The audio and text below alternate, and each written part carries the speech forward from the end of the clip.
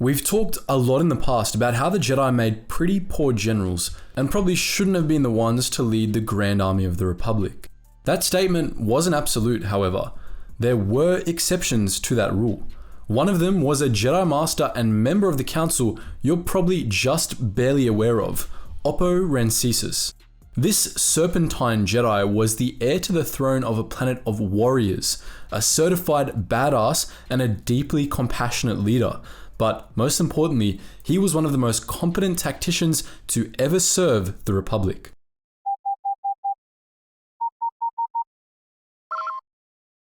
Attention, Sergeant on deck! Oppo Rancisis was a Thespician, a proud reptilian species from the planet Thespis. Thespicians were distinguished by their serpentine bodies and thick beards.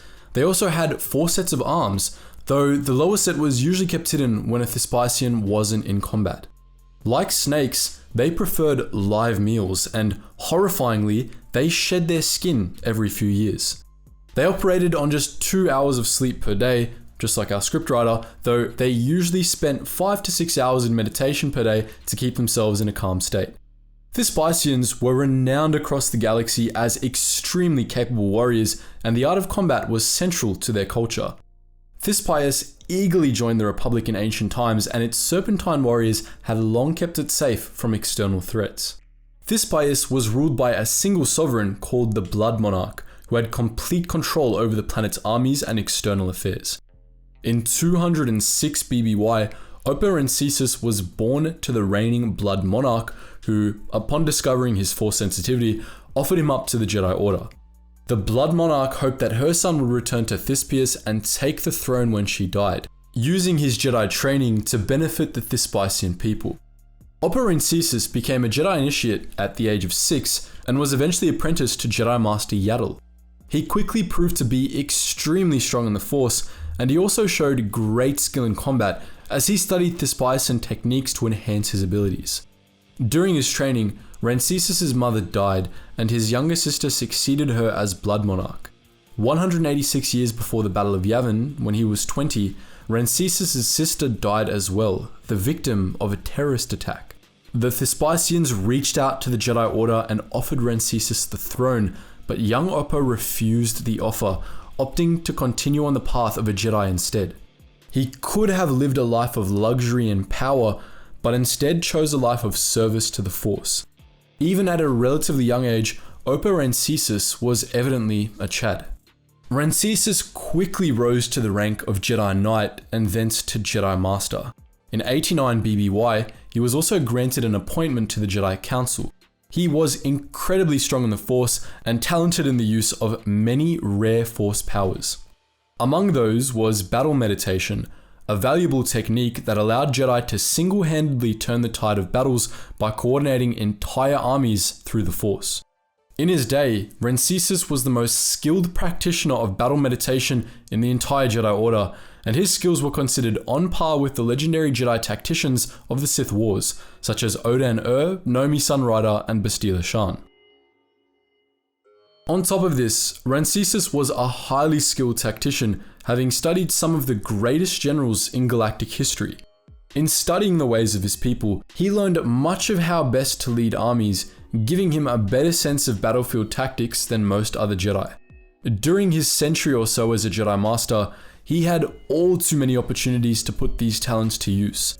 Rancisis' tactical acumen and battle meditation helped the Republic emerge victorious from the Stark Hyperspace War and the Yinchori Uprising.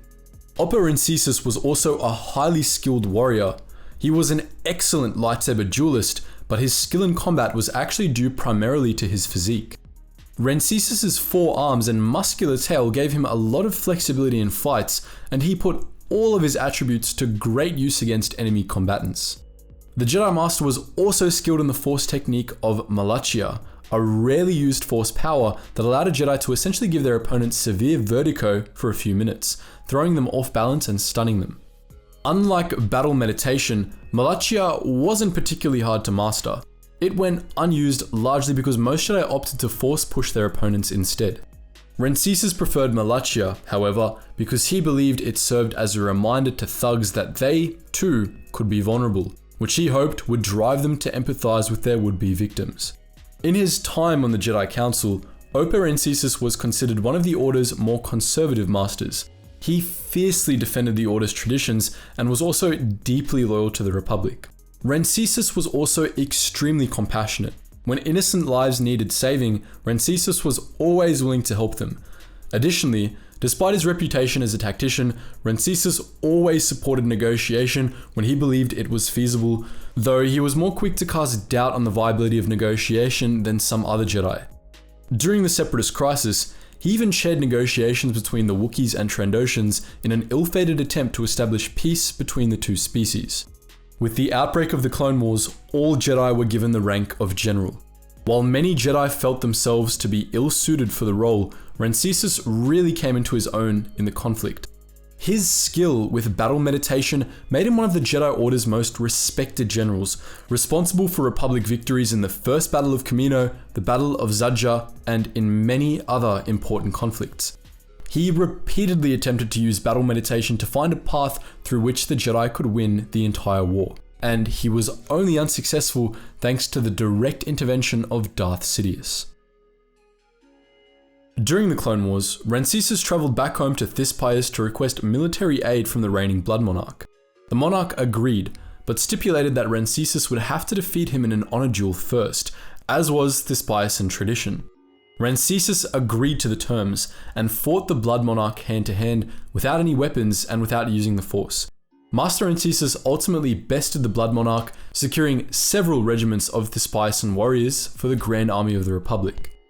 As he was a strategist first and foremost, Rancisis usually operated from a secluded war room aboard a Star Destroyer or the command center of a military base during the Clone Wars, but he nonetheless made use of a personal corps of elite clone troopers. This unit was led by Commander Fei, an absolute arsewipe of a clone that Rancisis was somehow able to tolerate. Fei's extraordinarily by-the-book nature and unrelenting stubbornness don't seem like they would have made a good match for Rancis's elaborate tactics, but they worked together well enough. Perhaps the most well-known battle Rancisis fought in was his last, the Siege of Saleucami. This 5-month-long campaign was aimed at containing the Morgulkai Shadow Army, a separatist clone army trained by elite Anzati assassins in the art of killing Jedi. 3 whole elite corps, Fei's unit, the 327th Star Corps and the 91st Reconnaissance Corps, and a dozen or so Jedi were dedicated to the campaign, which, for 5 months, ground on as a bloody stalemate. The Republic forces would have been completely wiped away by the Morgulkai were it not for the sheer will of Oppo Rancisis, who used battle meditation to turn day after day of near certain defeats into stalemates. Again, he kept up with this for 5 whole months. Through the Force, Rancisis developed a plan to defeat the Shadow Army, a plan he believed was the only path to victory on Saleucami. Knowing Count Dooku's spies were everywhere, he kept the plan to himself, but in doing so, he painted a target on his back. Dooku dispatched the Anzati masters hired to train the Shadow Army to assassinate Rancisis, hoping to prevent him from bringing his plan to fruition. In a stunning display of skill, Rancisis defeated every last one of the Anzati assassins, only then to be stabbed in the back by Dark Acolyte Sora Bulk. Oppo Rancisis died on Saleucami, but his plan did not die with him. Quinlan Vos was able to use psychometry to read the dead Jedi's mind, and he guided his comrades in putting the plan into action. Even without battle meditation to back them up, the Jedi were ultimately able to pull it off, and the Siege of Saleucami ended in a Republic victory against all odds. Rancisis' loss was greatly mourned by the Jedi, but they took comfort in knowing that, even in death, he had guided the Republic to victory. His troops fell under the command of Quinlan Vos, while his seat on the Jedi Council was filled by Anakin Skywalker. So, that's the story of Oppo Rancisis, one of the only Jedi generals that was actually fit for the job. Next week, we'll be discussing yet another Jedi Master as part of this ongoing series. But what do you think?